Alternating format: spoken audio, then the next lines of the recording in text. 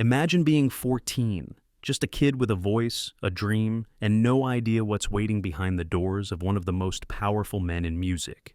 That kid was Usher, the man, Sean Diddy Combs. And what happened inside those doors isn't mentorship. It's something darker, something he's kept buried for nearly 3 decades. But now, under oath, in front of a federal jury, Usher is naming names, recalling masked parties, forced silence, and contracts that were never meant to protect him, only to protect a legacy built on fear. He says it started when he was 14, but it didn't end there. And what he just revealed about Justin Bieber, a Caribbean retreat, and a locked room in a Hollywood mansion, you won't believe what was inside. This testimony isn't just another courtroom headline. It could be the moment the entire industry starts to crumble. You're watching Chatter Fuse. Don't blink, because what's coming next will stun you. And if you want the truth Hollywood hopes you miss, like, comment, and subscribe. Let's begin. It started with a promise, a golden opportunity. Usher was barely a teenager when music executives, believing they were handing him the keys to stardom, placed him under the mentorship of Sean Diddy Combs.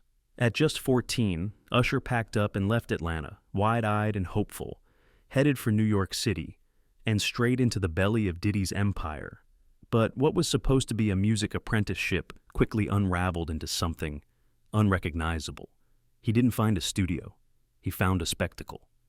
Instead of rehearsals and vocal coaching, there were champagne bottles on breakfast trays, strangers waking up in spare bedrooms, grown adults who didn't work in music, but somehow never seemed to leave. And Usher, a child in all of this, was told to observe, not to ask questions. The penthouse in Midtown wasn't just lavish. It was layered, a maze of rooms with no labels, doors that stayed closed, and a tension in the air no one acknowledged. People passed out on velvet couches, half-dressed celebrities he only knew from magazines. Lounging like this was business as usual. It wasn't mentorship, it was a masquerade. And Usher? He was dropped into the middle of it with no map, no warning, and no protection. He told the court that he thought he was going to learn how to be a star. Instead, he said, he learned how to stay quiet, how to blend in, how to survive. And then, one night, at 3 a.m., everything shifted. It was the middle of the night, 3 a.m., when Usher woke to something he couldn't explain. Not noise exactly, more like a pulse. Low music thudding from behind the walls, candlelight flickering down the hallway, shadows moving where they shouldn't. He stepped out of his room, barefoot on marble floors, and followed the sound. He didn't know what he was walking into, only that it felt wrong. And then he saw them, masked figures, silent, calm, familiar faces in unfamiliar roles, their eyes hidden, their movements slow and deliberate. No one spoke, no one smiled. There were cameras, lists on clipboards, and a sense of order that didn't belong at a party. Usher would later describe it not as chaos, but as choreography. Whatever this was, it wasn't spontaneous. It was designed, rehearsed, expected. He stood frozen in the doorway, unsure if he was dreaming, until someone quietly told him to go back to bed. Just like that. As if he hadn't just walked into something no teenager should ever see. He obeyed, but he didn't sleep. And that was the moment, the exact moment, he said he stopped seeing Diddy as a mentor. The charm was gone. The mask had slipped. He'd entered a world that didn't want him to ask questions because it knew exactly what the answers were. But if the midnight ritual shattered his illusions, the trip to the Caribbean burned them to ash. Usher was 15 when Diddy invited him to what was pitched as a private retreat. Just a few people, some rest, a little mentoring in a tropical setting. No cameras, no crew, no press. It sounded harmless, even exciting. But when they arrived, it wasn't a getaway. It was isolation. The location was remote, so remote, Usher told the court, that he didn't even know which island they were on. There were no studio sessions, no business meetings, just waiting and watching. He wouldn't describe everything that happened. He paused on the stand, took a breath, and said only this: I wasn't there to learn anything about music. No more pretending, no more sugarcoating it. This wasn't mentorship. This was exposure to something predatory, controlling, and carefully disguised as opportunity. He told the jury that he didn't have a choice about the environment he was placed in.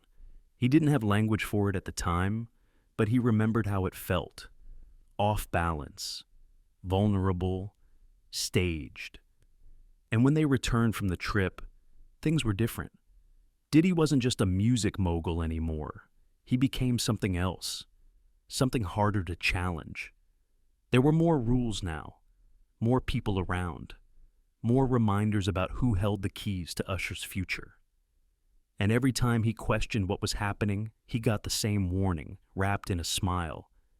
Don't bite the hand that feeds you. By the time Usher turned 16, the innocence was gone, and in its place came paperwork. A contract, stamped, sealed, handed to him with a smile and a pen. It looked like just another step in his rising career, a non-disclosure agreement, standard language, nothing to worry about, or so they said. He didn't understand most of it. How could he? He was 16. His mother co-signed. The label's lawyers reassured them. This was normal, just industry protocol. But buried in the legalese were phrases that had nothing to do with music. Phrases about private events, audio-visual documentation, discretion clauses tied to unnamed individuals and unspecified behavior. Years later, Usher would realize exactly what he'd signed: a muzzle, a legal straitjacket, a contract that didn't just protect a brand, it buried the truth. And when, in 2009, Usher tried to open up in a major interview, the phone rang. Not once, not twice, multiple times. Old lawyers, familiar names, and one message: we hope you're not trying to jeopardize your reputation. It wasn't just legal pressure, it was veiled threats. It was reminders that silence wasn't just expected, it was enforced. And for years, it worked. That single signature, inked by a teenager who thought he was protecting his future, ended up protecting the very machine that had nearly broken him. Usher told the courtroom that contract haunted him, made him question what was real, if what he had seen had even happened. Because if you're not allowed to talk about it, did it even count? Fast forward 1 year, Usher's now 17, still under contract, still under control. He gets an invitation, another exclusive event. This time it's not the Penthouse. It's a mansion in Atlanta. Bigger, louder, more guarded. But this one felt different the moment he stepped through the gates. There were celebrities everywhere, models draped across furniture, security at every exit, a DJ spinning tracks as sunrise threatened the horizon. From the outside, it looked like a celebration of power. But Usher wasn't there to party. He was there to observe, just like he'd been told to do years earlier.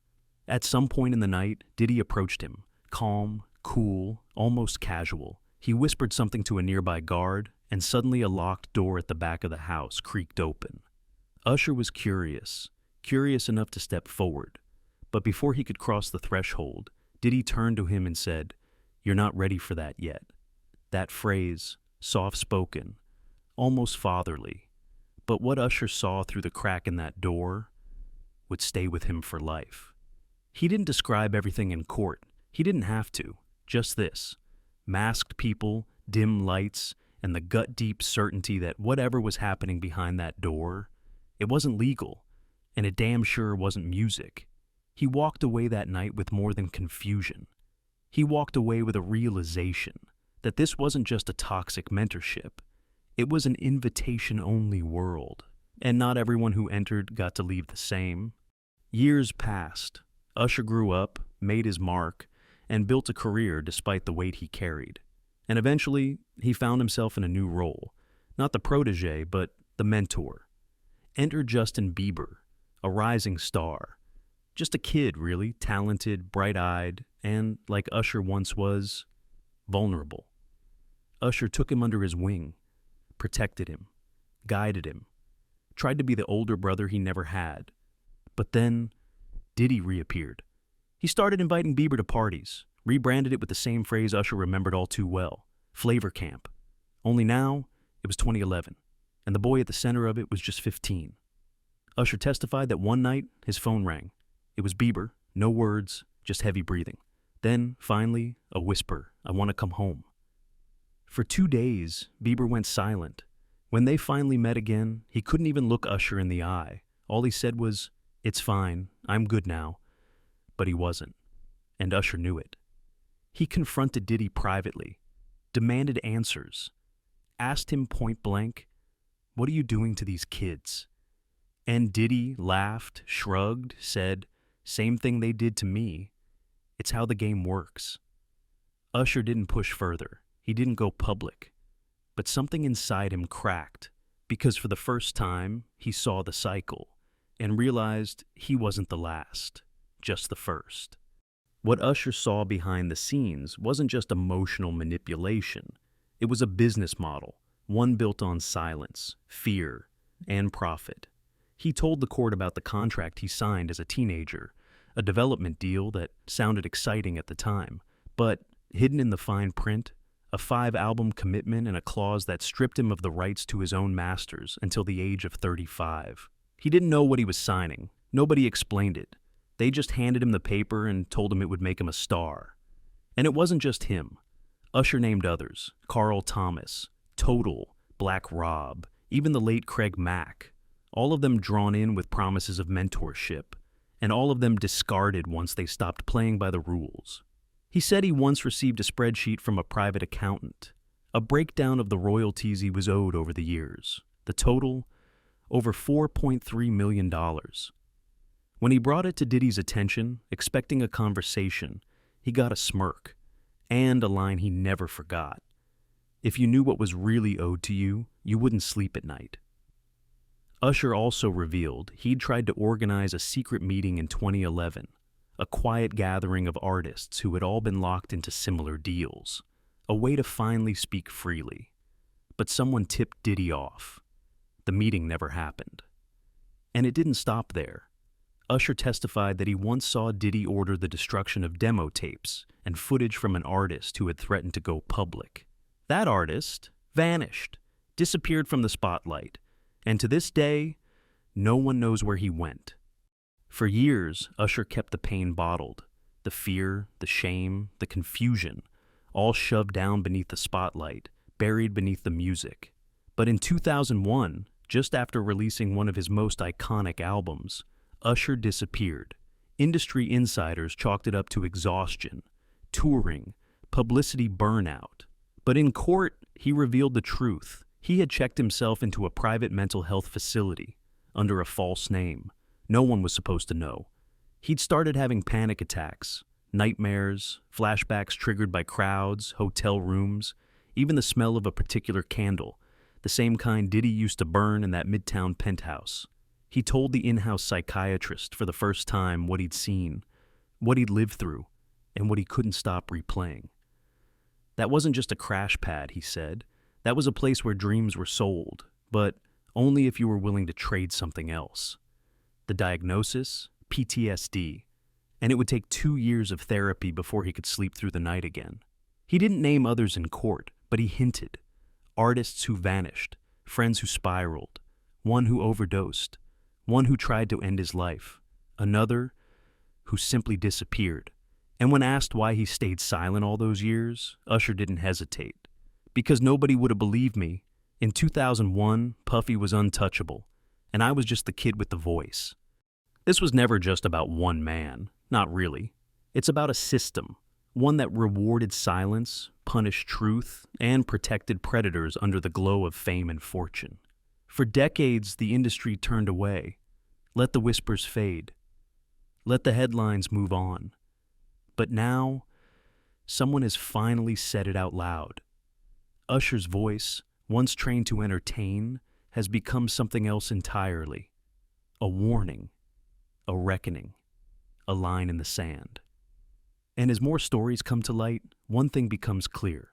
The era of silence is ending. If this case continues, we may see more stars speak up. Subscribe if you want the unfiltered truth as it unfolds. This is Chatterfuse, where the stories Hollywood buries finally get heard.